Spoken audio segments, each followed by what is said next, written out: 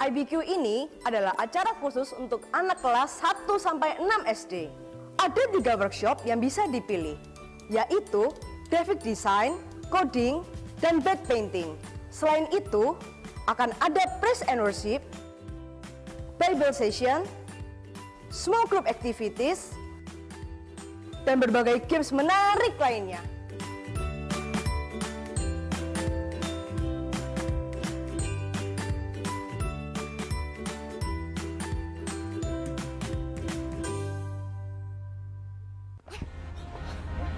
Di mana nih kita? Kita mau ngapain sih tadi? Ngapain ya? Kita kan mau res. Ya bener sih. Rest area. Rest area. Ya udah bener. Nah, yang bener tuh di sini. Oh. Ya betul, tanggal 29 Juni sampai tanggal 1 Juli. 3 hari 2 malam. 29 kan tanggal merah. Bener. Betul, makanya jangan lupa daftar. Anyway, teman-teman, Reret kali ini adalah Reret gabungan. Jadi semuanya boleh ikut, dari youth, yang professional, singles, newlywed, marriage couple, dan yang punya anak tuh boleh ikut. Dan college juga boleh ikut, gak ketinggalan. Semuanya boleh banget join Reret kali ini, dan pastinya bakal seru banget. Nah, jangan khawatir, kita juga pasti ada acara terpisah buat setiap kategorinya. Nah, jadi kenapa kok kalian harus banget ikut retreat tahun ini? Kenapa tuh?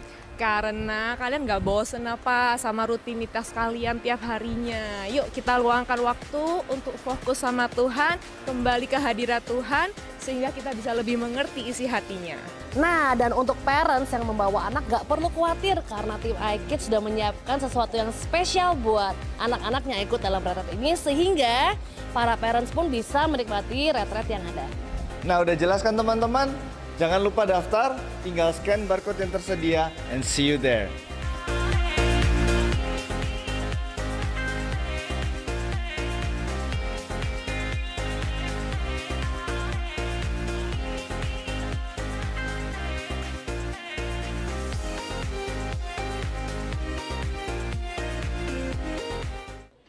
MDco adalah sebuah venture builder yang berfokus pada business leadership coaching dan brand development.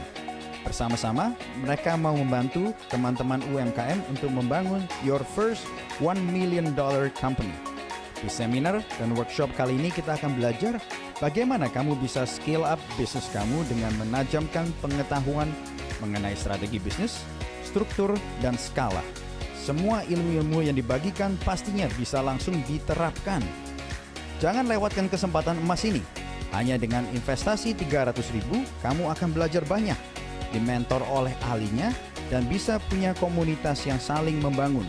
Kami juga menyediakan harga promo untuk grup booking. Tunggu apa lagi? Ayo, registrasi hari ini.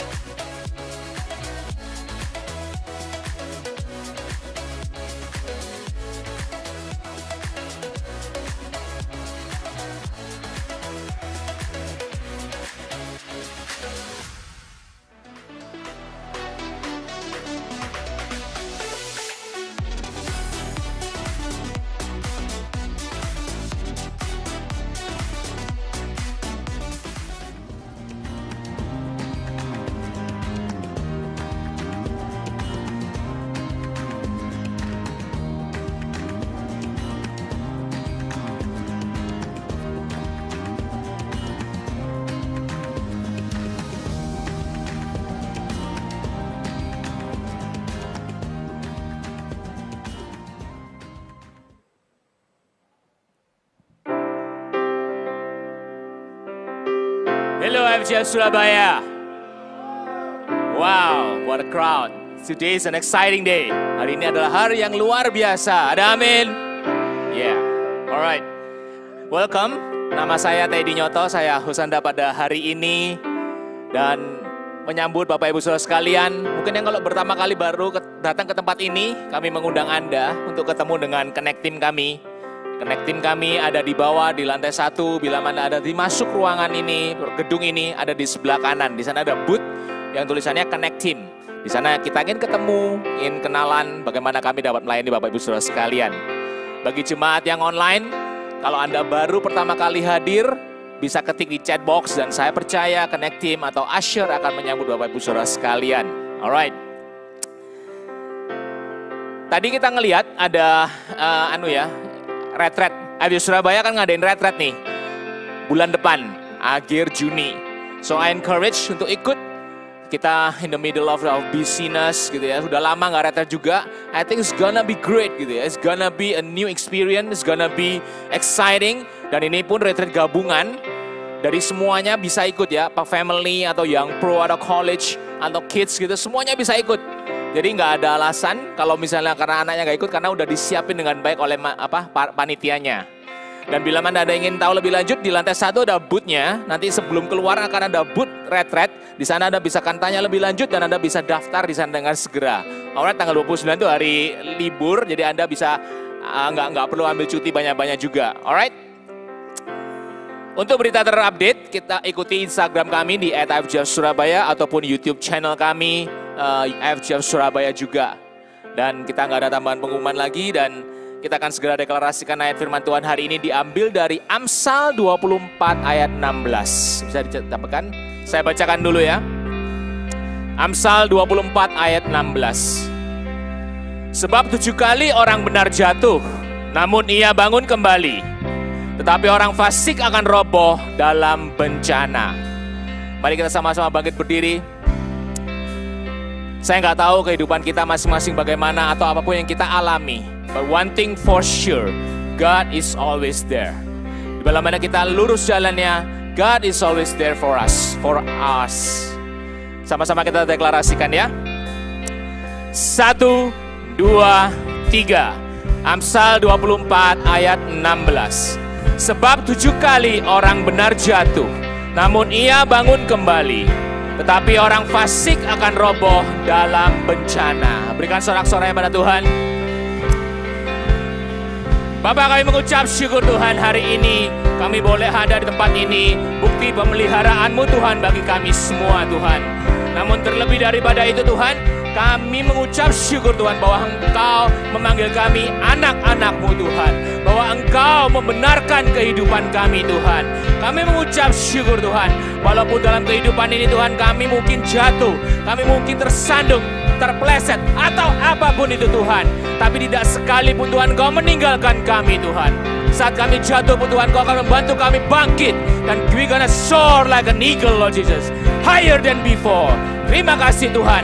Hari ini Tuhan kami mau Tuhan ketemu Engkau, kami mau Tuhan memuji Engkau Tuhan, sebab kami tahu saat kami bertemu Engkau muka dengan muka, something great is gonna happen in our lives. Terima kasih dan kami siap. In Jesus name we pray. Amen. FJF Surabaya. Hari Kamis kemarin kita merayakan hari kenaikan Tuhan kita Yesus. Mari kita bersama-sama naikkan pujian bagi Dia. Karena Dia yang layak kita tinggikan, Dia yang layak kita muliakan. Mari kita semua bertepuk tangan.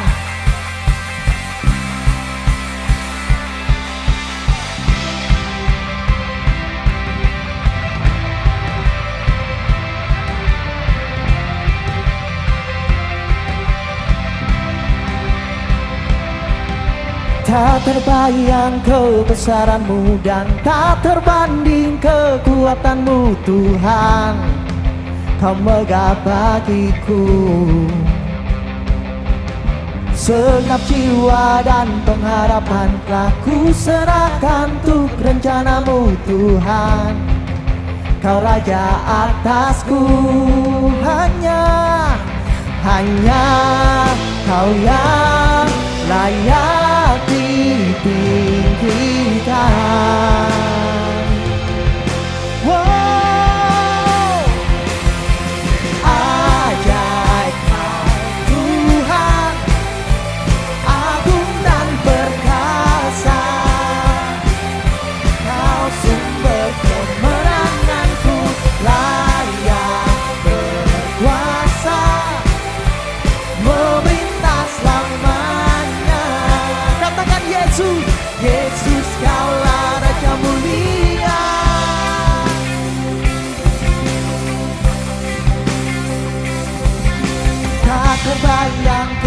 kebesaran-Mu dan tak terbanding kekuatan-Mu Tuhan. Kau megah bagiku. Amin. Segenap jiwa dan pengharapan telah ku serahkan untuk rencana-Mu Tuhan. Kau Raja atasku, hanya Kau yang layak ditinggikan. FGM Surabaya, mari kita sama-sama lompat. Haleluya. Ajaib Kau Tuhan, agung dan perkasa. Kau sumber kemenanganku, layak berkuasa, meminta selamanya. Yesus, Yesus Kaulah Raja mulia. Ajaib Kau Tuhan, agung dan perkasa. Sumber, Kau sumber kemenanganku, layak berkuasa, meminta selamanya. Yesus Kaulah Raja mulia.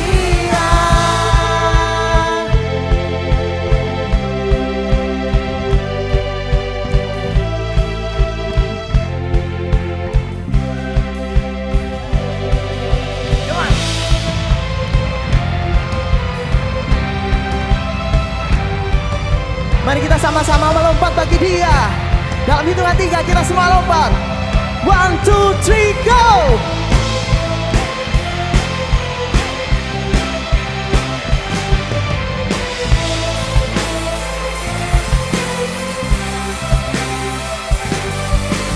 Ajaib Kau Tuhan, agung dan perkasa.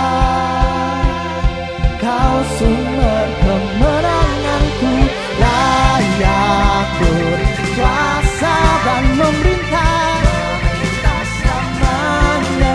Yesus, Yesus Kaulah Raja mulia. Ajaib Kau Tuhan, agung dan perkasa.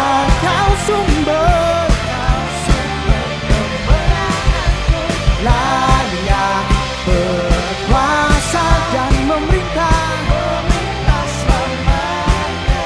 Yesus, Yesus Kaulah Raja mulia. Mari kita sama-sama serukan, Raja mulia.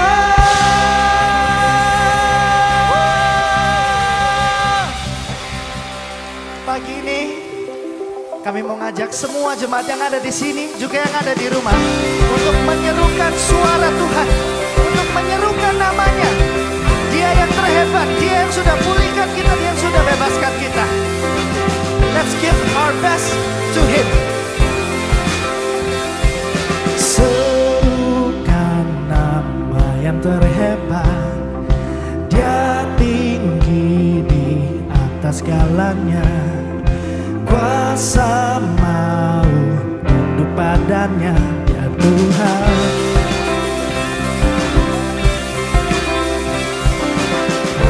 Haleluya, Dia besar di dalam hidupku. Haleluya, kuasa kebangkitannya ada dalamku. Semuanya sekarang serukanlah namanya. Sekarang hidup dalam kebangkitan. Salibnya pulihkan, Yesus penebus hidupku. Sekarang saksikanlah perbuatannya. Sekarang berjalan dalam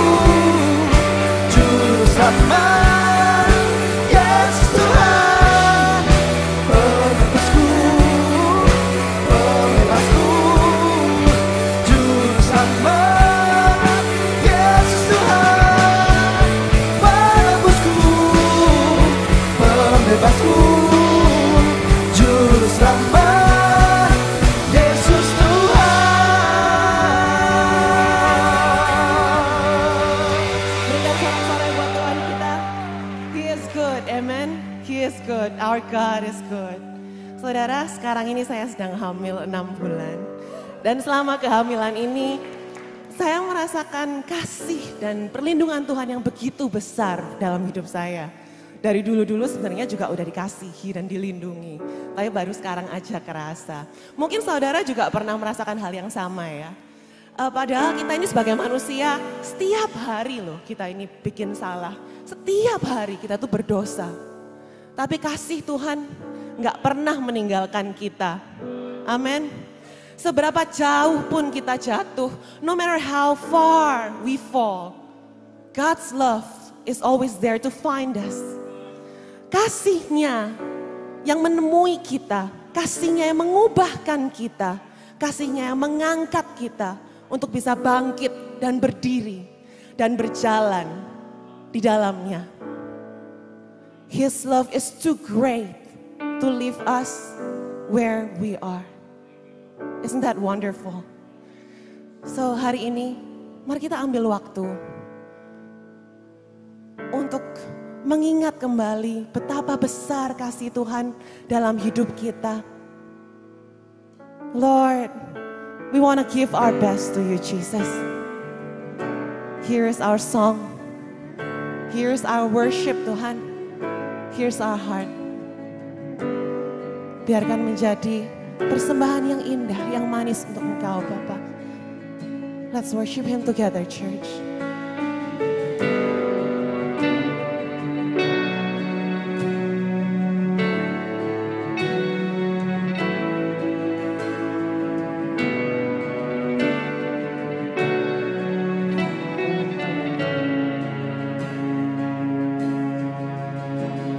Semua terjadi dalam hidupku, takkan luput dari kasih-Mu. Kau besertaku, tak sekalipun Kau tinggalkanku, menolongku dalam sesatku. Kau bersamaku saat ku terjatuh, Kau angkatku. Saat Kau hampiri, ku terkagum. Come on, let's sing together. Kini ku rasakan Kau hadir, kini ku rasakan Kau nyata. Kasih-Mu besar, temukan aku, beri harapan untuk ku hidup. Kini ku rasakan Kau hadir, kini ku rasakan Kau nyata. Kasih-Mu besar, temukan aku, beri harapan untuk ku hidup.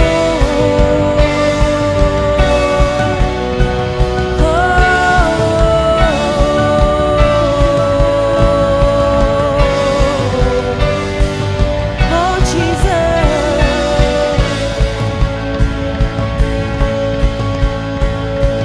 tak sekalipun Kau tinggalkanku, menolongku dalam sesatku. Kau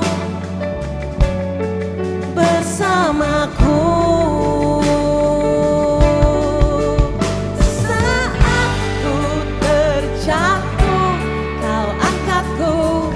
Oh thank you Lord. Saat Kau hampiri, ku terkagum. Kini ku rasakan Kau hadir, kini ku rasakan Kau nyata. Kasih-Mu besar, temukan aku. Kini ku rasakan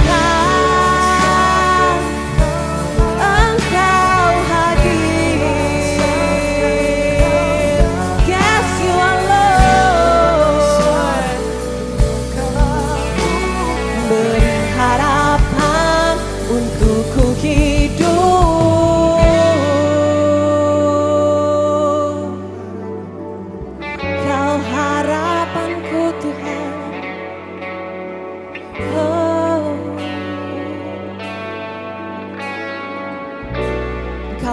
harapanku. Kau temukanku, kau ubahkanku, kau jadikanku baru sepertimu. Kau temukanku, mari katakan sama-sama. Yes, yes, yes. Kau jadikanku baru sepertimu. Kau temukanku, kau ubahkanku, kau jadikanku baru sepertimu. Ku rasakan kau hadir, kini ku rasakan kau nyata, kasih-Mu besar temukan aku, beri harapan untukku. Kini ku rasakan kau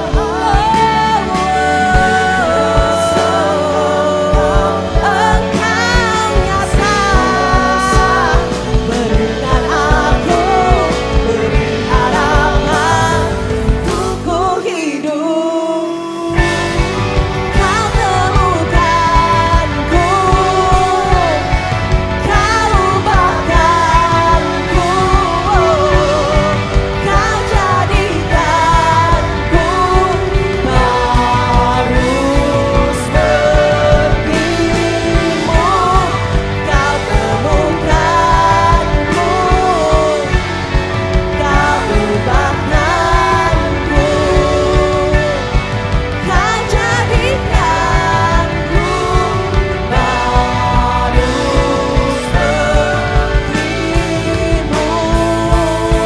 Kini ku rasakan kau hadir, kini ku rasakan kau nyata, kasih-Mu besar temukan aku, beri harapan untukku hidup. Kini ku rasakan kau hadir, kini ku rasakan kau nyata, kasih-Mu besar, beri harapan untukku hidup. Kini ku rasakan. Angkat tanganmu saudara, mari sembah Dia. Dia nyata saat ini, di tempat ini Dia hadir. Sing with all your heart, praise Him. Kini ku rasakan kau hadir, kini ku rasakan kau nyata, kasih-Mu besar temukan aku, beri harapan untukku hidup.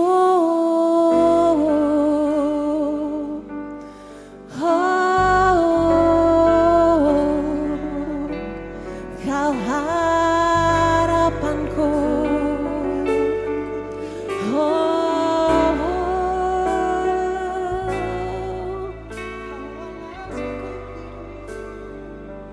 We wanna worship You, Lord,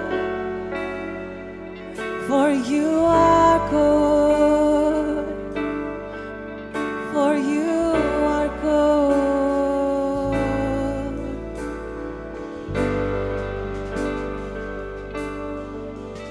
Ingatlah kasih Tuhan dalam hidupmu. Tanpa kasih-Nya, kita nggak bisa apa-apa, saudara. So praise His name. Raise up your hands for Him. Dia besar dalam hidupmu. Kasih-Nya nyata dalam hidupmu. And He is here right now. So talk to Him. We give You thanks, Jesus, because You are good.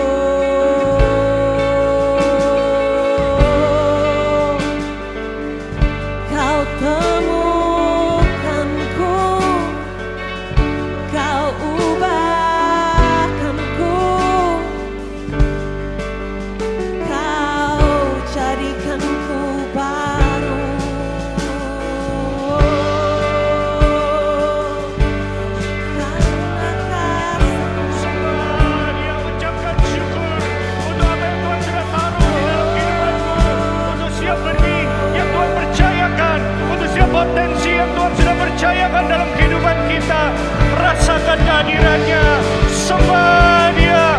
Katakan thank you Jesus. Bukan kami yang memilih Engkau, tapi Engkau yang menemukan kehidupan kami.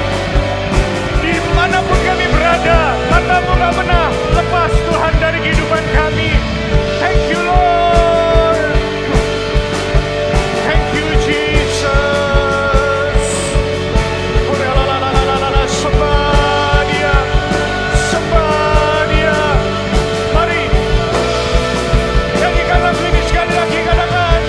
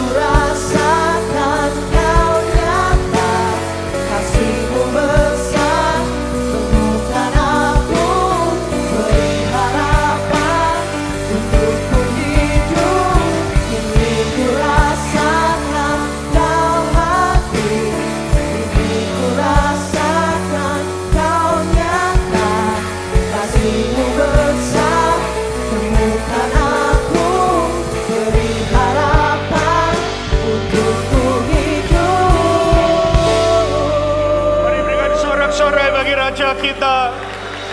Thank you Lord Jesus. Tuhan, terima kasih Tuhan untuk minggu yang baru Tuhan. Terima kasih Tuhan untuk kenaikan-Mu ke surga Tuhan, yang memberikan kepastian Tuhan di dalam kehidupan kami Tuhan.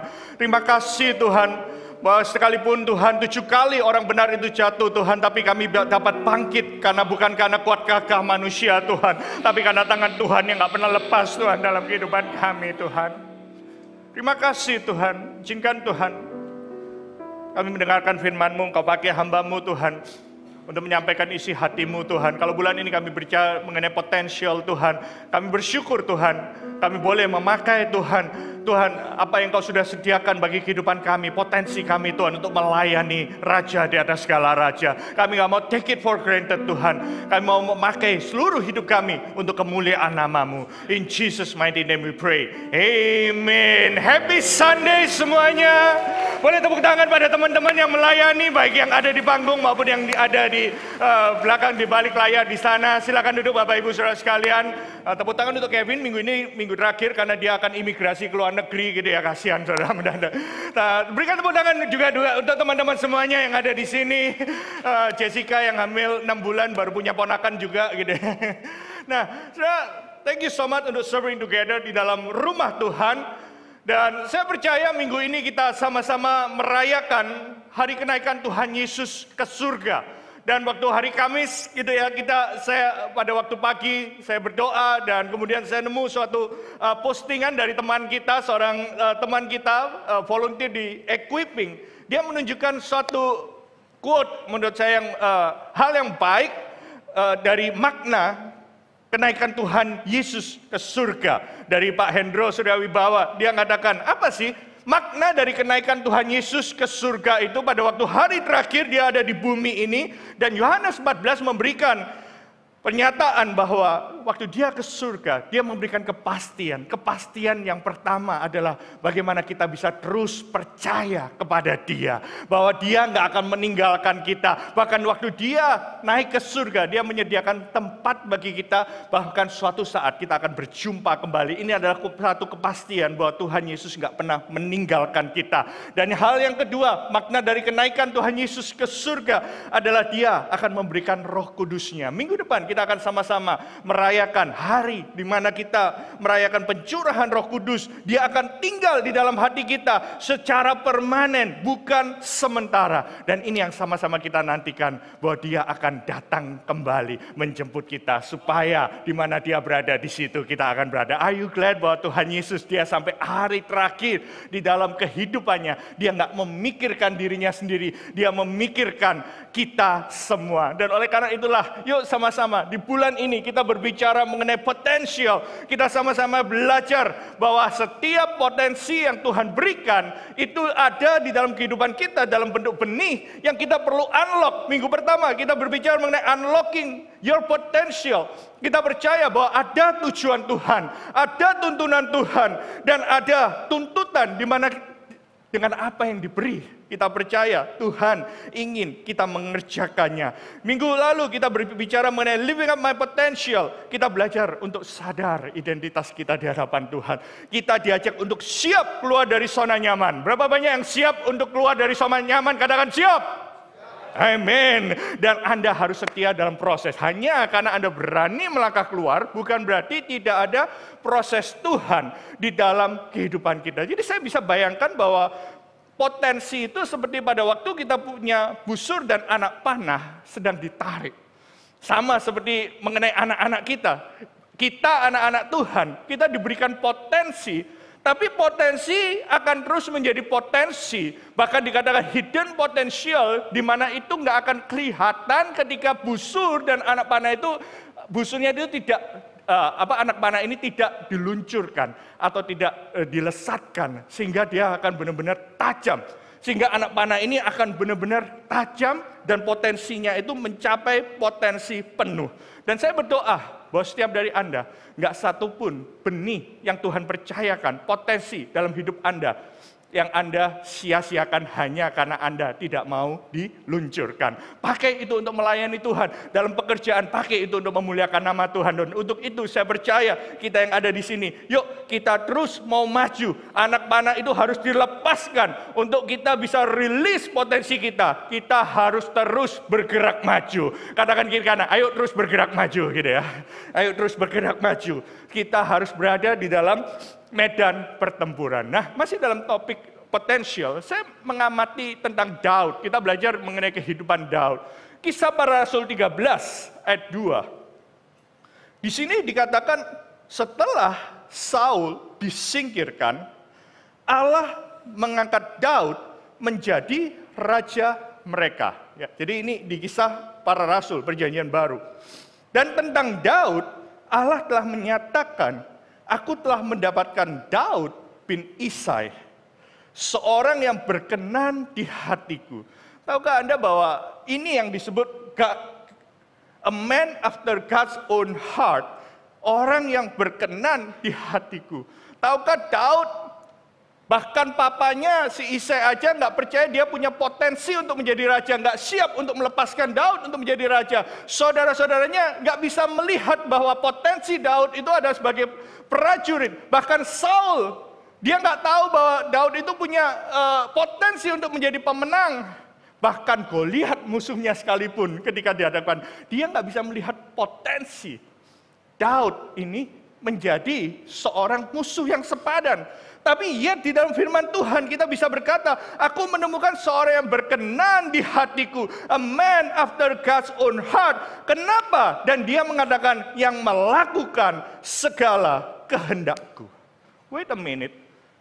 Saya melihat kalau kita bandingkan, coba perhatikan slide berikutnya di gambar ini. Daud ini dalam Kisah Rasul 13 ayat 22, kita lihat dosa tetap dosa. Dua-duanya punya dosa. Tapi kalau kita lihat konsekuensi dosanya, Saul itu ditolak sebagai raja Israel. Dia karena mempersembahkan korban sendiri dan dia nggak taat pada perintah-perintah. Saya nggak mengecilkan arti tidak mentaati perintah-perintah Allah. Tapi kalau Anda melihat konsekuensi dosanya, Daud itu dia berselingkuh dengan Batsheba, kemudian dia membunuh suami dari Batsheba ini, dan kemudian dia melakukan kesombongan. Dia menghitung, dia melakukan sensus, dia mengatakan hal, oh ya lihat kerajaanku secara luar biasa. Tapi yang membuat dia menjadi a man after God's own heart, bukan pada waktu dia jatuh dalam dosa. Dan setiap kita, kalau Daud, kalau Saul, kita bisa mengatakan mereka bisa jatuh dalam dosa. Ada yang mengatakan 3 harta, tahta, wanita. Ada yang mengatakan honey, money, and what? Ya nggak tahu sisanya apa gitu ya. Tapi kalau kita melihat, yang membuat dia a man after God's own heart adalah ketika saat dia di titik lemah, Daud menunjukkan pertobatan, dia mencari pengampunan dari Allah, dan dia mau untuk melekat dan selaras. Dan di sini dikatakan Kisah Para Rasul, dia melakukan segala kehendakku. Tapi kalau kita bisa melihat hati Saul waktu dia ditegur, dia berbohong, menyangkal kesalahannya, denial, hati Saul menjadi keras, tidak mencari pengampunan Allah dengan kerendahan hati dan keikhlasan, sama seperti Daud. Nah, hari ini saya mengatakan, yuk kita hari ini sama-sama belajar. Yes, dosa adalah dosa. Dosa itu suatu kekejian bagi Tuhan. Tapi jauh sebelum kita bisa masuk dalam dosa, hari ini saya mau mengatakan bahwa kita berani kita. Jauh sebelum kita jatuh dalam pencobaan, kita menyadari bahwa di dalam kehidupan kita itu punya blind spot. Ada titik buta yang kita itu nggak bisa berjalan sendiri. Ketika kita lanjutkan, ada kesalahan-kesalahan fatal yang kita akan lakukan. Oleh karena itu hari ini judul khotbah saya adalah Overcoming Blind Spots in My Potential. Hari ini kita akan lanjutkan series ini, gitu ya, minggu yang ketiga. Saya percaya kita akan sama-sama diberkati bagaimana kita bisa bangkit. Bukan karena kita akan membahas jatuh dalam dosanya, tapi bagaimana kita membuat batasan di dalam kehidupan kita, atau kita bisa aware akan blind spot di dalam kehidupan kita, sehingga kita nggak bablas dalam kehidupan ini, sehingga kita nggak terjerumus dalam perangkap pitfalls of potential, kita nggak jatuh dalam perangkap dosa itu. Nah, John C. Maxwell mengatakan dengan jelas, definisi, ini gambarannya kalau saya terjemahkan dalam bahasa Indonesia, kira-kira ngomong gini, blind spots adalah area dalam kehidupan seseorang di mana mereka tidak bisa melihat diri mereka atau situasinya secara realistis. Jadi blind spot itu cuma ada beberapa area, tapi konsisten. Kita akan bisa, mungkin kita nggak akan melihat gitu ya, butuh kaca, yes butuh kaca, tapi juga kita akan bicara bagaimana kita bisa melihat blind spot. Nah, masalah dari blind spot ini adalah efeknya. Ketidaktahuan ini seringkali menyebabkan kerusakan besar. Makanya karena nggak sadar ini, bagi orang tersebut dan orang-orang yang sekitarnya, merusak begitu banyak orang-orang sekitarnya. Semua orang yang di sana tahu kecuali dirinya sendiri. Kalau orang ini nggak sadar akan blind spot-nya. Nah, untuk menjelaskan arti blind spot ini, saya akan tunjukkan sebuah gambar. Saya ingin tanya dulu, berapa banyak di sini yang pernah ngambil ujian SIM secara tertulis? Boleh angkat tangan. Wow, boleh tepuk tangan, karena jarang teman-teman saya pernah ujian SIM secara tertulis. Tepuk tangan buat orang-orang yang di Indonesia ya. Nah, saya nggak pernah ngambil ujian tertulis di Indonesia gitu ya. Tapi saya waktu sekolah, kebetulan saya bersekolah di suatu negara di Amerika gitu ya. Saya diingatkan dalam ujian tertulis ini gambar tentang blind spot ini. Dan waktu ujian praktek pun gitu ya, kita bisa melihat di sini, ini diajari perhatikan blind spot. Itu diulang-ulang terus dari orang yang ngajarin saya nyetir gitu ya. Kakak-kakak yang ngajarin saya nyetir pada waktu saya pertama kali sekolah. Blind spot ini adalah salah satu penyebab kecelakaan terbesar. Karena apa? Dalam keadaan kita meluncur, kemudian ada yang menabrak dari samping dan kita nggak ngelihat, kerusakannya itu sangat fatal. Nah, di sini mengatakan bahwa kita itu punya kaca spion ini di kanan dan kiri untuk melihat titik yang gambar hijau. Bahkan kita punya spion yang di tengah gitu ya. Dan tengah ini hanya bisa melihat yang hijau yang lebih terang itu, hijau yang lebih mirip kayak highlighter gitu. Tapi ada hal yang di sebelah kanan, sebelah kiri itu ada yang namanya blind spot area. Dan itu namanya titik buta, ya itu terjemahnya titik buta, blind spotnya itu. Makanya waktu saya ngajarin anak saya nyetir atau nemenin lah ya, lebih tepatnya saya ada di kiri gitu ya. Dikit-dikit saya ada, awas, tapi saya mengatakan, jangan lupa. Kan biasanya lebih tegang yang ada di sampingnya kan ya, gitu ya saudara. Saya selalu mengatakan, pokoknya kalau mau belok atau mau apa, udah betapa hebatnya kamu ngelihat spion, pastikan Anda noleh sedikit ke sini untuk memastikan ada titik buta dalam kehidupan kita.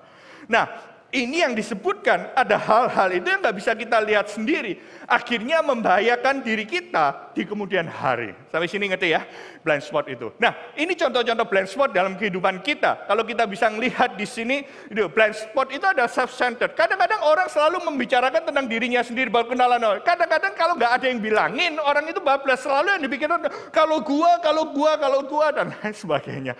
Kadang-kadang sebagai pemimpin, ini yang kita alami. Kita punya blind spot, pride. Apalagi kalau kita sudah memulai segala sesuatu. Kayaknya kita susah dibilangin. Ada orang ngasih masukan, selalu kita nggak anggap. Bahkan sebagai pemimpin, kalau kita begitu lama kita melihat sebagai Daud, justru pada waktu dia mengalami kerendahan hati, Tuhan terus angkat-angkat pada waktu dia jadi raja. Dia mengalami pride, egonya mulai tinggi, dan dia punya power abuse. Dia abuse the powernya dia. Nah, blind spot juga dalam bentuk favoritism. Pernah ngeliat nggak gini ya? Kalau anak kita misalnya ada 3 atau 4 bilang, Papa kok lebih sayang dari saya, lebih sayang adik daripada pada saya. Dan kita bilang, enggak kok, Papa kasihnya sama opa omamu itu yang suka beri kasih. Nah, berapa banyak sih kita ngeliat kali gini. Orang yang favoritism kadang-kadang nggak sadar dirinya kalau dia memfavoritkan satu dengan yang semua orang bisa ngeliat, anak-anaknya bisa merasakan. Sama halnya seperti Esau dan Yakub, dua-dua punya favoritism. Satu anak papa, satu anak mama. Kalau kita melihat Yusuf, favoritism, satu anak dia anak kesayangan, satu-satunya yang lain. Dan nggak sadar, ini area blind spot. Kadang insecurity kita, kalau kita nggak bisa aware, kadang-kadang bisa melakukan hal yang fatal di dalam kehidupan kita. Bahkan kadang-kadang kita kalau melihat orang yang mungkin nggak kita anggap tanda kutip, dia nggak lebih hebat dari kita, kadang-kadang tanpa sadar dari ekspresi kita itu memandang rendah, kita devalue orang tersebut. Apalagi kalau ada orang yang menurut kita itu inferior dari kita, malah kita hajar, dan kalau itu ditambah dengan self-centered dan pride kita, kadang-kadang tanpa sadar reaksi pertama kalau kita melihat orang yang mungkin tidak sama dengan golongan kita kayaknya memandang rendah orang tersebut. Dan itu kadang-kadang nature, kadang-kadang kalau nggak ada yang bilangin kita tuh nggak tahu, saudara. Dan kita bisa melihat ada orang yang tanpa sadar living in the weak zone, saudara. Ada satu ilustrasi, waktu ngobrol-ngobrol sama Pak Teddy, dia bilang, kita berbicara mengenai ada orang yang memaksakan, kalau berapa banyak di sini ngelihat gitu ya, kalau ada ngelihat orang main tenis gitu ya, ada orang yang melatih forehand-nya luar biasa, tapi ada orang yang melatih backhand-nya itu, no matter what dia latih, kadang-kadang nggak kuat juga. Sama seperti ketika orang mungkin main badminton, jagonya pakai tangan kiri, tapi dipaksa terus harus pakai tangan, akan mulai lemah. Tapi waktu saya ngobrol di kantor gitu ya, saya bilang, iya ya, kadang-kadang ada orang-orang gitu ya, yang pakai memaksakan titik lemahnya, yang bukan kekuatannya. Padahal kalau dia pakai fokus kekuatannya, paling dia akan kehilangan bola beberapa kali, 3 kali, tapi dia akan menang dengan menggunakan zona di mana kita kuat. Ini blind spot, kadang-kadang orang ingin jadi seperti orang lain, tapi tanpa sadar itu bukan kekuatannya. Makanya yuk sama-sama, karena pencobaan dan tantangan untuk jatuh dalam dosa akan selalu ada. Tapi kalau kita nggak aware akan blind spot, akan ada kerusakan yang lebih parah, seperti yang dilakukan oleh Saul di dalam kehidupannya. Makanya hari ini kita belajar mengenai blind spots di dalam kehidupan kita, supaya kita tidak terjebak untuk jatuh dalam dosa yang lebih dalam.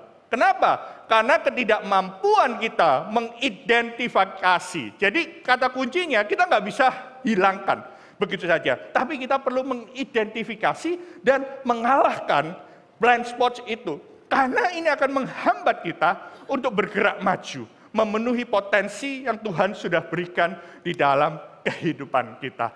Makanya penting buat kita untuk kita selalu berada di dalam medan pertempuran, dan kita di sana kita sadar akan kekuatan kita, sadar juga akan kelemahan kita.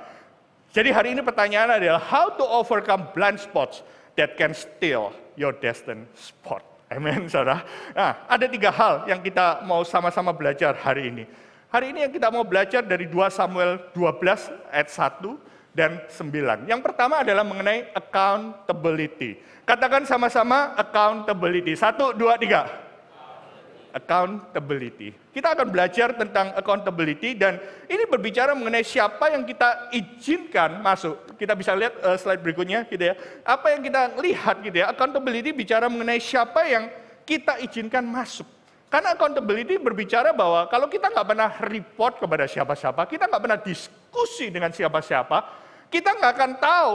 Karena itu untuk perlu diizinkan. Nah di sini Daud setelah dia jatuh dalam dosa, dalam Daud dan Batsheba, ayat pertama di sini mengatakan Tuhan mengutus Nathan kepada Daud. Jadi di sini kita bisa melihat ayat pertama yang saya garis kuning ini Tuhan mengutus Nathan. Jadi saudara perhatikan, ada orang-orang sekitar kita yang ada di sekitar kita itu Tuhan itu taruh, Tuhan utus bukan kebetulan. Hari ini kalau ada teman-teman, mungkin Anda mengatakan ada suamimu, ada istrimu sekitar Anda, mungkin ada anak-anakmu, ada para orang-orang yang berjalan beserta dengan Anda. Itu adalah orang-orang yang diutus Tuhan. Katakan gini, kamu itu diutus Tuhan dalam hidup Anda. Saudara. Kamu itu diutus Tuhan. Karena pada waktu itu di titik lemah dalam kehidupan Daud, Nathan ini artinya adalah a gift from God. Nathan artinya adalah a gift from God yang diberikan kepada kita. Dan gift apa yang Tuhan berikan Nathan kepada kehidupan Daud itu ada di ayat 9. Jadi gift-nya Nathan ini untuk berbicara terus terang tanpa basa-basi gitu ya. Kalau bahasa Jawanya tanpa tedeng aling-aling untuk menampar kehidupan Daud, saudara. Dia nabi, tapi dia berkata, mengapa engkau menghina Tuhan dengan melakukan apa yang jahat di matanya? Dia seorang pemimpin, begitu banyak orang di bawahnya. Ada Yoab, panglima perang, tapi Yoab nggak pernah ngomong apa-apa tentang kehidupan Daud. Tapi Nathan diutus oleh Tuhan. Nathan ini untuk berkata, ayat 9 tadi dikatakan, mengapa engkau menghina Tuhan dengan melakukan apa yang jahat di matanya? Jahat ini apa? Uria orang Het itu kau biarkan tewas dengan pedang, istrinya kau ambil menjadi istrimu, dan dia sendiri kau biarkan dibunuh oleh pedang Bani Amon. Di sini kita bisa melihat, kok bisa ya sampai titik seperti itu, Daud itu gak sadar, meleng. Ya kita jangan melihat dosanya, semua jelas dosa di situ. Tapi kita bisa melihat, Daud kita bisa dibantu oleh Nathan untuk melihat gambaran secara lebih jelas. Yuk kita lihat berikutnya. Gimana Daud dan Batsheba ini mulai titik buta apa yang menyebabkan terjadinya perzinahan dan pembunuhan. Yang pertama adalah komplasensi, kepuasan. Saudara bersyukur kalau Anda masih diizinkan Tuhan mengalami pergumulan demi pergumulan, amin saudara. Anda masih ada di medan perang. Kapan pencobaan itu datang, saudara? Pada waktu Anda nganggur. Biasanya kalau kita udah nganggur, wah sudah dikerjain semua aman nih, semua udah ada anak buah yang ngerjain, gua nggak usah ngapa-ngapain. Itu attitude Daud. Sebelumnya dia selalu ada di medan perang ikut. Tapi pada waktu itu entah kenapa dia nganggur saat orang lain sedang bekerja, saat orang lain sedang sibuk berperang. Nah, pencobaan datang, tapi pencobaan datang kita belum tentu jatuh dalam dosa. Tapi ada unchecked desire, menuruti hawa nafsu di ayat 2. Akhirnya nafsu datang. Dan dia nggak ngeliat titik lemah itu. Dia lagi sendirian, nggak ada orang lain di sekitarnya. Pencobaan datang, dia menuruti hawa nafsu, sehingga dia jatuh dalam dosa perzinahan. Nah ini kita lihat, dari dia nggak tahu titik lemahnya. Ya tahu sih masalahnya, cuma nggak ada yang ngaplokin, nggak ada yang nampar pada waktu dia sendirian, saudara. Itu jeleknya blind spot itu, saudara. Kadang-kadang kita sadar, tapi at the moment kita itu rentan sekali untuk kita bisa di sana. Jatuh dalam dosa perzinahan. Nah, bukannya dia langsung bertobat, tapi dia berusaha. Pada waktu dia berzina, akhirnya Batsheba hamil nih. Dan dia cara menutupi apa? Dia ngomong pada Yoab, Yoab panggil Uria datang. Biarkan dia ada di rumahnya, sehingga dia berkumpul dengan istrinya. Maksudnya dia menutupi ini apa? Supaya kalau nanti hamil, itu tahu gara-gara, oh iya ya, dia ditarik dari medan peperangan. Tapi waktu dia mencoba, mengakukan persekongkolan persiasatan jahat ini, saudara. Dia try untuk cover up. Uria ini man of character. Dia mengatakan, nggak mungkin. Masakan aku tinggalkan orang-orang yang di dalam medan perang. Dia mau hadir bersama-sama dengan tentaranya. Aku nggak akan pulang. Karena mereka sedang berjuang. Aku kok nggak layak ya, rasanya kok nggak ilok ya untuk aku pulang. Nah, rencana itu gagal.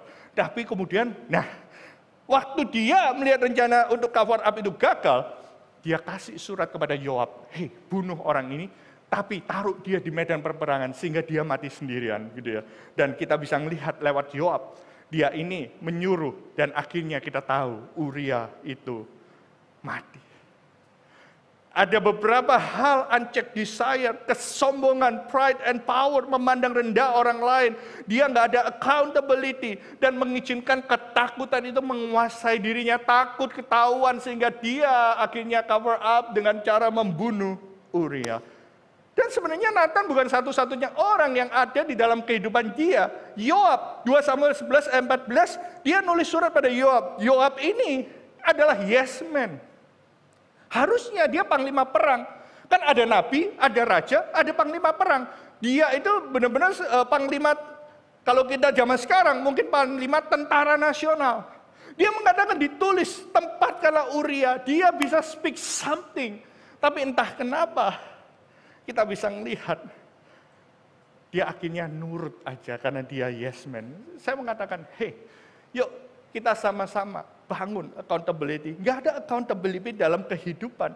Kalau kita lihat 2 Samuel 11, 14 sampai 17 ini, saudara, dengan jelas sebenarnya Yoab punya kesempatan untuk speak into David's life, saudara. Tapi Yoab dia nggak mengizinkan Uria mati sendirian. Terlalu kentara, saudara. Akhirnya ditaruh di depan dan yang mati ada beberapa orang, saudara. Anda bisa baca 2 Samuel 11 ayat 14 sampai 17. Tapi ini yang saya mau katakan, apa sih artinya accountability? Mengelilingi diri dengan penasehat. Orang-orang yang bisa menopang kita di saat kita lemah, saudara. Artinya apa sih? Seperti Nathan dan pemimpin-pemimpin, saudara. Kita para pemimpin, kita butuh orang-orang yang mengasihi kita. Kita butuh orang-orang yang mau berbicara dengan jujur keadaan hidup kita. Amsal 27 ayat 6 mengatakan, faithful are the wounds of a friend who corrects out of love and concern. Tapi dikatakan, but the kisses of an enemy are deceitful because they serve their hidden agenda. Saudara, kita perlu tahu siapa, pertanyaan saya hari ini, siapa orang yang kita izinkan untuk masuk ke area blind spot dalam kehidupan kita. Kita perlu orang-orang yang bisa mengoreksi dan berbicara dalam kehidupan kita. Salah satu area blind spot yang saking obvious-nya di dalam diri saya, sampai saya malu nulis gitu ya, di contoh-contoh blind spot. Salah satu kelemahan saya yang mungkin banyak orang tahu, tapi saya seringkali denial juga. Salah satunya, pasti banyak lah ya. Gitu ya. Tapi salah satunya, saya conflict avoidant. Walah itu mah semua kita tahu, iya saya baru tahu. Nggak judge gini. Tapi sakit banyak hal, karena saya takut untuk menghadapi konflik. Karena takut untuk bisa bentrokan sama orang. Teman-teman saya udah ngomong, mungkin Pak Teddy sudah pernah ngomong, mungkin Pastor Bobby pernah ngomong, dan lain sebagainya. Bahkan istri saya pernah ngomong, enggak. Akhirnya benar-benar sampai suatu titik, nggak bisa menghindar. Dan saya perlu belajar banyak hal mengenai, bukan saya cari-cari konflik loh, beda ya, menghindari konflik bukan cari-cari konflik, saudara. Dan akibatnya seringkali saya kasihan juga orang yang, saya senang gitu ya, kata penolong itu, Roh Kudus itu mirip-mirip sama kata penolong istri, kata Pastor Bobby, benar ya, Pastor Bobby Ibu Mary. Jadi suara istri itu kadang-kadang kalau nggak dihiraukan, itu sebenarnya suara Tuhan melalui Roh Kudusnya. Dan seringkali saya cerita dan istri saya tanya, Liung bilang, kamu bilang nggak ke orang? Enggak, aku cuma cerita. Ya kayak gini nih, aku nggak bisa ngomong apa-apa nih. Jadi benar-benar istilahnya suara dia kadang-kadang, oke, saya butuh orang yang menolong. Karena ini salah satu blind spot yang akan lead kepada kesalahan-kesalahan lainnya. Tapi puji Tuhan, saudara. Sekarang mending gitu ya, bukan cari-cari konflik, tapi saya lebih berani mengutarakan itu semua. Bahkan saya seringkali kadang-kadang kita takut kan ngomong sama orang yang terdekat, nyarinya orang yang nggak kenal kita supaya kita bisa berbicara satu sisi. Bener nggak ya saudara? Banyak orang cari penasihat di luar inner circle-nya gitu ya. Supaya kita bisa ngomong satu sisi dan cari pembenaran. Bener ya saudara? Puji Tuhan, kita hamba-hamba Tuhan, konselor kalau dilatih, kita akan dengar dua sisi. Puji Tuhan, amin saudara, doakan kami, akan selalu tetap. Tapi saya mengatakan, kadang-kadang juga sampai istri saya bilang gitu, yuk bangkit, sama-sama belajar. And I'm glad gitu ya, Tuhan sediakan penolong yang luar biasa. Dan saya percaya gitu ya, di saat momen apapun, dia selalu bersama dengan saya. Dan kadang-kadang dia harus bisik-bisik ngomong, Mon jangan gini, dan lain sebagainya. Tapi disitulah saya belajar, saudara. Kita perlu orang lain, accountability, kita berbicara. Sampai sebelum tadi, saya naik ke mimbar dan khotbah, dia peluk saya. Saya kira dia mau mendoakan saya, tapi dia bilang, jangan lupa eye contact dan jangan jalan-jalan kemana-mana. Oke. Saya sampai bilang, tapi pikir kamu mau doain. Tapi dia konstan, dan kadang-kadang kita nggak suka dibilang-bilangin kayak gitu. Benar nggak pria-pria? Oke lah, mungkin cuma saya. Oke. Nah, karena itu hal yang kedua, saudara. Yang kita perlu tahu, selain accountability adalah teachability. Teachability adalah bagaimana sikap kita ketika kita mendengar masukan atau teguran dari orang lain. Pertanyaannya adalah, bagaimana sikap kita waktu kita mendengar teguran? Apakah kita teachable, slide berikutnya, apakah kita denial di dalam kehidupan kita? Sikap kita, dua hal ini, teachable atau denial. Why? Slide berikutnya kita bisa melihat di sini, kenapa kok banyak orang denial? Ternyata, saudara, kalau kita melihat diri kita sendiri itu selalu dengan intention. Kenapa kok kamu menghindari, kan ini gini. Dan seorang yang suka menghindari konflik, kita kan harus, pakai ayatnya benar gitu, harus hidup damai dengan semua orang. Saudara. Tahukah Anda, kita di office, kita baru belajar dari buku Dysfunctional of Team, saudara. Ada dua macam trust. Yang namanya predictive trust itu adalah kita trust orang ya karena kita percaya, karena dia sudah pengalaman. Tapi ada yang namanya vulnerable trust. Vulnerable trust itu artinya kita sudah membicarakan, kita sudah berantem di dalam, kita sudah beda pendapat, kita mungkin sampai ngomong apa adanya gitu ya. Kita benar-benar open membicarakan untung ruginya, tapi waktu keluar, kita bisa, whatever kamu putuskan, aku submit pada diri. Itu yang namanya vulnerable trust. Makanya kita belajar untuk bisa mempercayai orang lain ketika orang menegur kita, dia punya intention yang baik. Makanya nggak semua orang bisa masuk, harus ada yang diizinkan untuk masuk. Tapi jangan sampai tidak ada siapa-siapa yang kau izinkan masuk dalam hidupmu. Amen, saudara. Nah, teachability, dia katakan, karena kita see ourselves konteksnya, konteksku gini, tapi kita ngeliat orang lain without context. That's why we need teachability. Dan saudara, baik yang menegur maupun yang menerima teguran, sama-sama harus belajar. Dan di sini saya respect banget sama Nathan yang berbicara dalam kehidupan Daud. Saya nggak akan baca ayatnya, tapi dia kasih analogi, saudara. Anda bisa baca sendiri ayatnya. Waktu Nathan ketemu Daud, dia mengatakan, Raja Daud, ada dua orang nih, si kaya dan si miskin.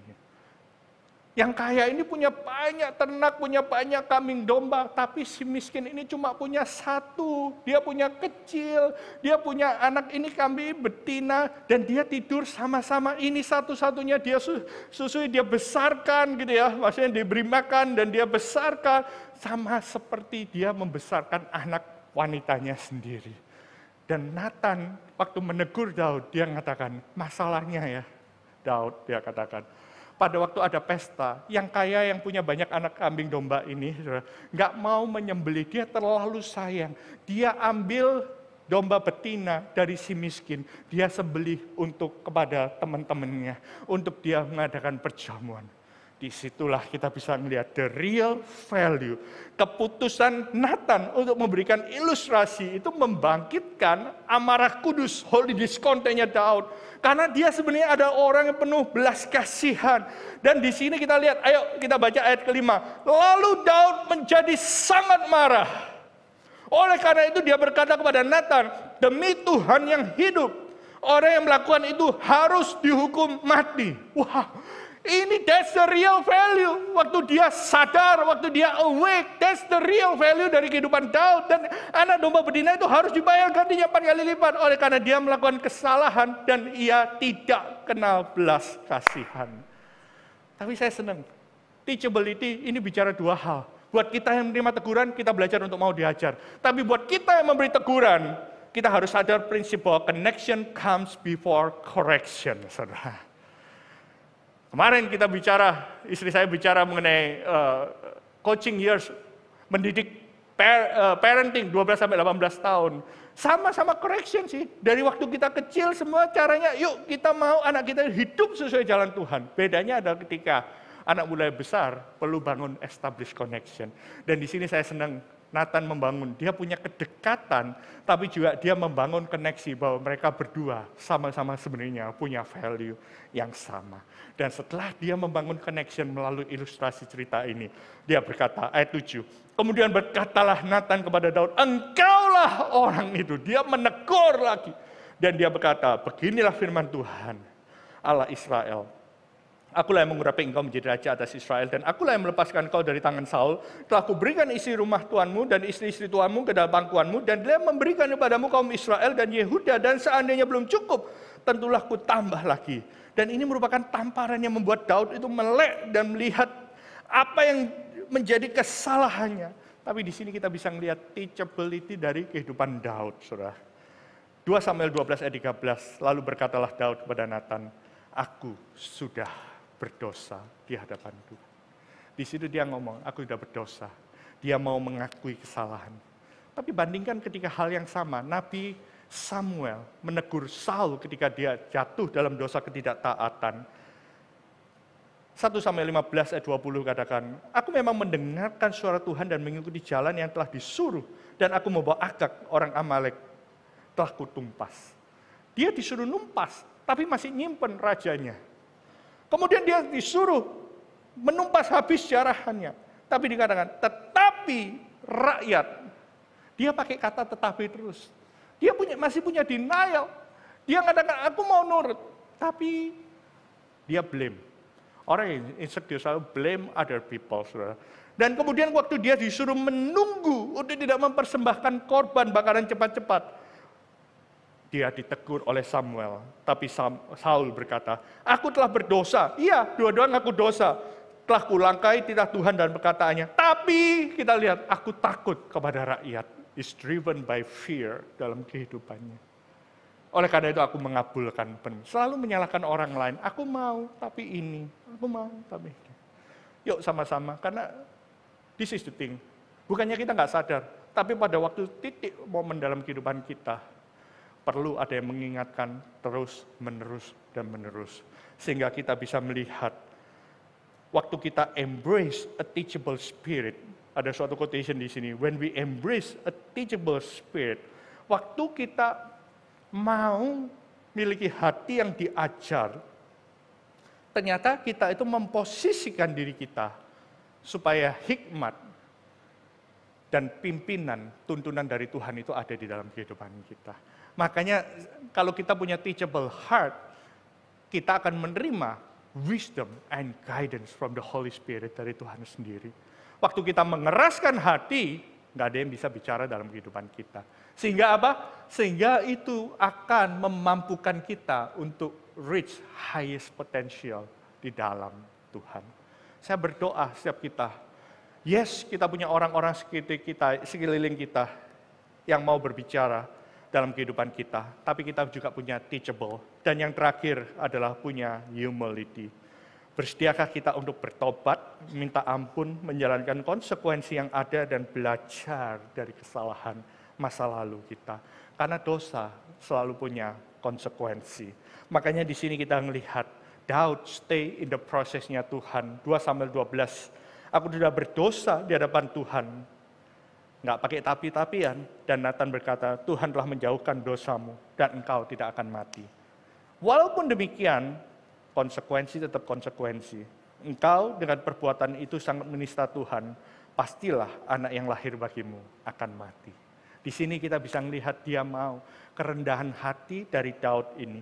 Pada waktu dia mengakui kesalahannya, ini yang membedakan dia dengan Saul yang denial dan gak pernah mengakui kesalahannya. Di Perjanjian Baru, ini yang membedakan juga antara Petrus dengan Yudas Iskariot pada waktu itu. Dan inilah perjalanan titik balik. Karena humility kerendahan hati adalah titik awal kita mengalami pemulihan atau restorasi dari Tuhan. Ini yang Daud kita bisa lihat, belajar dari kehidupan Daud, yaitu adalah genuine repentance, pertobatan yang tulus. Tindakan yang bertobat ini membuka awal pertobatan yang sejati untuk kita bisa mengalami pemulihan. Dia nggak berhenti di situ. Banyak orang yang cuma ngomong, aku bersalah, tapi nggak pernah minta ampun dari Tuhan. Dan kita bisa melihat di Mazmur 51, bagaimana dia mengatakan, sembunyikanlah wajahmu terhadap dosaku, hapuskanlah segala kejahatanku. Anda bisa melihat di Mazmur 51, bagaimana doa Daud ketika dia mengalami proses pemulihan dari Tuhan. Dia mengatakan, jadikan aku tahir ya Allah, perbarui batinku dengan roh yang teguh. Ini yang dia minta, jangan buang aku dari hadapanmu, jangan mengambil rohmu yang kudus. Dia mengizinkan kembali, hei ingatkan aku, roh kudus yang ada di dalam diri kita, yang selalu mengingatkan kita. Orang-orang sekitar kita yang menjadi penolong di dalam kehidupan kita, itu yang terus mengingatkan aku. Makanya dia berani. Dan yang ketiga, langkah dari kerendahan hati itu nggak berhenti sampai di sana. Dia menerima konsekuensi bahwa anak yang dilahirkannya itu mati. Dia berdoa sama Tuhan waktu dikatakan, dia berdoa supaya anak itu tidak mati. Dia semalam-malaman dia berpuasa berdoa. Tapi waktu anak itu mati, dia mengatakan sudah cukup. Dia bisa menerima dengan lapang dada konsekuensi itu. Dia yang menguatkan Betsheba pada waktu itu. Di sini kita belajar bahwa dia belajar dari kesalahan masa lalu dan menerima pemulihan dari Tuhan. Kalau Anda baca 2 Samuel 19, tahta Daud kemudian dikembalikan lagi. Dan inilah penggenapan, saya udah memain musik untuk sama-sama. Inilah penggenapan dari 2 Samuel 7 ayat 14 sampai 16. Di mana Tuhan mengatakan bahwa aku akan menjadi bapaknya dan dia akan menjadi anakku. Ini bicara mengenai Daud.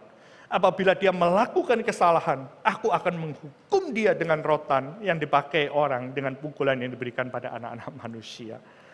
Ini yang kita suka, tetapi kasih setiaku nggak akan hilang daripadanya. Kalau Anda baca di Perjanjian Baru dikatakan, ada ayat mengatakan Tuhan tidak pernah menyesal akan panggilan. The calling is irrevocable. But yes, dia harus menerima konsekuensi, tapi kasih setiaku tidak akan lari daripadamu. Seperti yang telah kuhilangkan daripada Saul. Makanya kita melihat sikap hati ini penting yang membedakan man after God's own heart dengan Saul yang kujauhkan dari hadapanmu. Ini perjanjian lama ya. Dan keluarga dan kerajaanmu akan kokoh untuk selama-lamanya di hadapanku. Dan tahtamu akan kokoh untuk selama-lamanya. Minggu depan kita akan belajar dari Pastor Chef mengenai beyond potential. Karena nggak berhenti sampai di sini. Nggak ada waktu untuk bicara. Silakan take your throne next week. Pastor Chef ya. Next Sunday. Tapi kita belajar di sini. True humility is an acknowledgement that your potential is not defined by your ego. Di sini kita belajar bahwa potensi itu bukan punya kita. Potensi yang Tuhan berikan itu nggak ditentukan oleh ego kita, tapi pada kemauan kita untuk belajar, untuk bertumbuh, dan bisa menghargai orang lain yang Tuhan taruh di dalam kehidupan kita. Apa yang kita belajar hari ini, saudara? 3 hal yang membuat kita bisa aware akan blind spot di dalam kehidupan kita. Supaya kita nggak mencuri, nggak delay atau steal our potential. Accountability, siapa yang kita izinkan untuk menunjukkan area blind spot dalam kehidupan kita. Tapi yang kedua kita perlu teachability, bagaimana sikap kita ketika kita menerima masukan atau teguran orang lain. Atau sikap kita waktu menegur orang lain. Humility, bersedia untuk apa? Bertobat, minta ampun, menjalankan konsekuensi, dan belajar dari kesalahan. Dan saya berdoa dalam kehidupan kita, kasih setia Tuhan kita nggak akan pernah menjauh dari kasih Tuhan. Karena kasih setia Tuhan itu terus ada, tapi seringkali kita yang menjauh dari hadapan Tuhan. Yuk kita sama-sama, nggak pernah cukup puas dalam kehidupan kita, karena the best is yet to come. The greatest, apa yang Tuhan berikan dalam kehidupan kita, sama seperti ada quote yang mengatakan, waktu engkau hidup, live full. Waktu engkau meninggal, engkau die empty. Dalam kehidupan, setiap potensi yang Tuhan sudah taruh dalam kehidupanmu itu dihabiskan waktu kamu hidup. Waktu mati ada kelegaan, aku sudah pakai semua yang Tuhan sudah percayakan di dalam kehidupan. Amin. Ya sama-sama kita bangkit berdiri, kita akhiri lagu dengan menyembah Tuhan hari ini. Karena kita ada di tempat ini bukan karena kehebatan kita, bukan karena kita yang mencari Tuhan, tapi Tuhan yang menemukan kehidupan kita.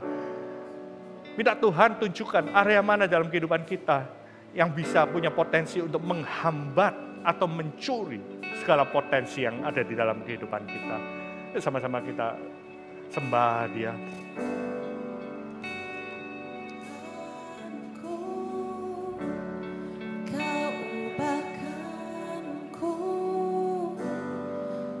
Jadikanku baru seperti-Mu, Kau temukanku,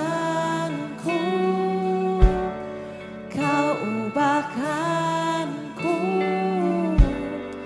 Kau jadikanku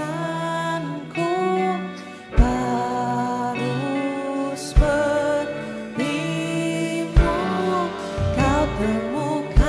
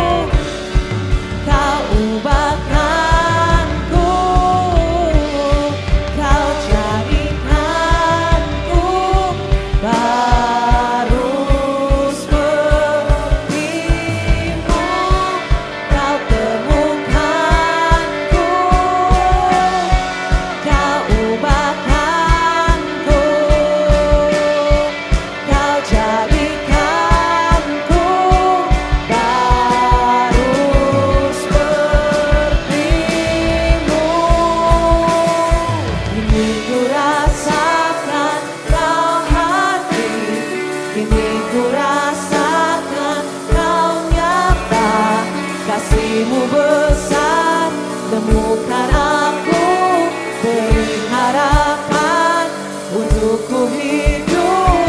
Kini ku rasakan Kau hadir, kini ku rasakan Kau nyata. Kasih-Mu besar, temukan aku, beri harapan untuk ku hidup. Di hadapan Tuhan, kalau Anda mengatakan bahwa ya Tuhan, khotbah ini adalah buat aku. Aku perlu ada orang-orang yang mengingatkan aku. Aku perlu untuk punya hati yang mau diajar. Aku perlu kerendahan hati supaya aku bisa dalam all time high of my potential dalam kehidupanku. Bila boleh mencapai potensi Tuhan yang Tuhan mau dalam kehidupan. Kalau itu Anda, taruh tanganmu di dada, saya ingin berdoa. Bapak hamba berdoa Tuhan. Begitu banyak Tuhan, potensial yang perlu di-unlock Tuhan dalam kehidupan kami Tuhan. Kami belum maksimal Tuhan. Tapi sebelum Engkau pakai, aku lebih lagi Tuhan. Aku mengizinkan Engkau Tuhan Yesus melalui Roh Kudus-Mu Tuhan, to speak into my life. Tuhan Yesus mengatakan Roh Kudus, Roh penghibur, Dia akan mengingatkan kepadamu segala sesuatu yang engkau sudah pelajari. Tapi engkau butuh teman-teman yang mengingatkan engkau. Engkau butuh hati yang mau diajar. Dan engkau butuh kerendahan hati untuk bisa melihat beyond your potential, lebih daripada apa yang engkau bisa lihat hari ini. Thank you Lord Jesus, jamah setiap kami Tuhan. Mari kita angkat tangan kita, terima berkat Tuhan.